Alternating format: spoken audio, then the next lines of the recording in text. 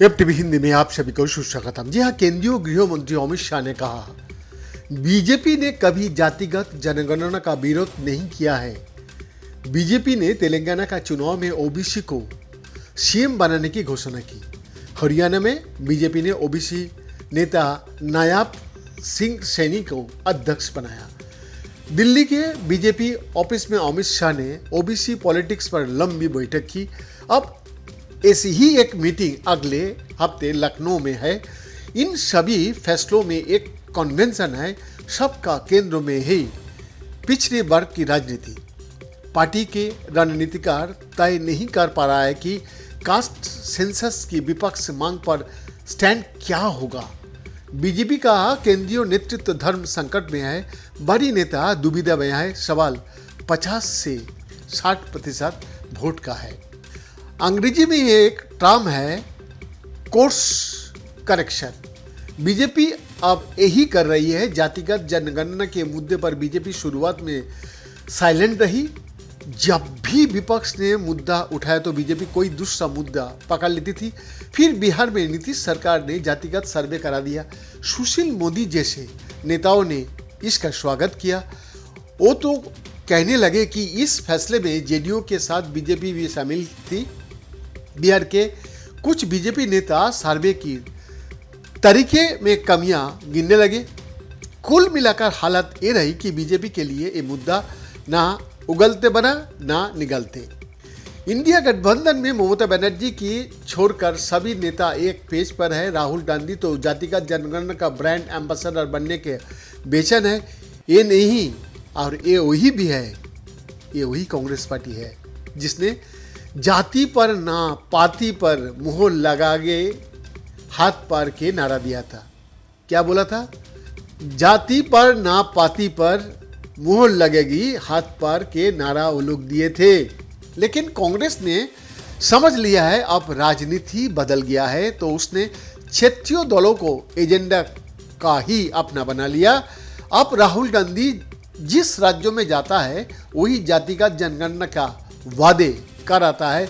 उन्हें लगता है कि ये मुद्दा पार्टी की सत्ता में वापसी कर सकता है।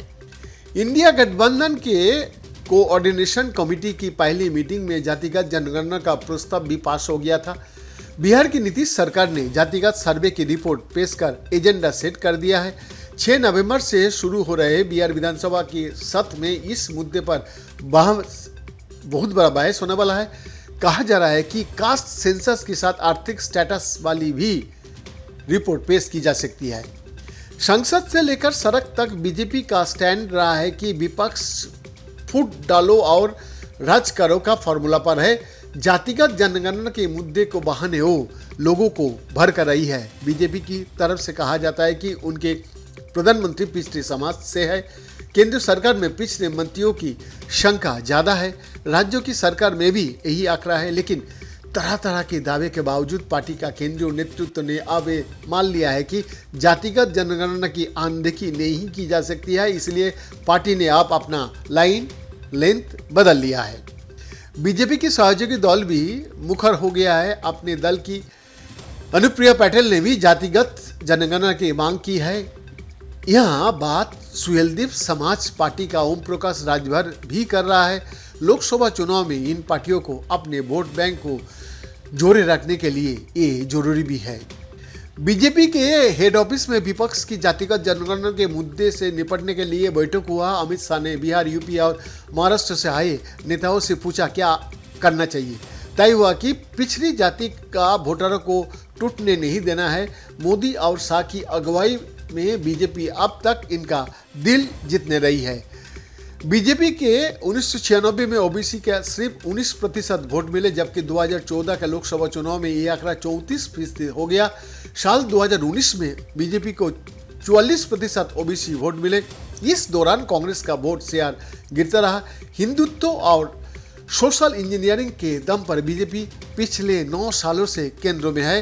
हैट्रिक लगाने के लिए बीजेपी को अब इस रणनीति में बदलाव करना पड़ सकता है, क्योंकि इंडिया गठबंधन की नज़र अब बीजेपी के सोशल इंजीनियरिंग में टूट पड़ा है।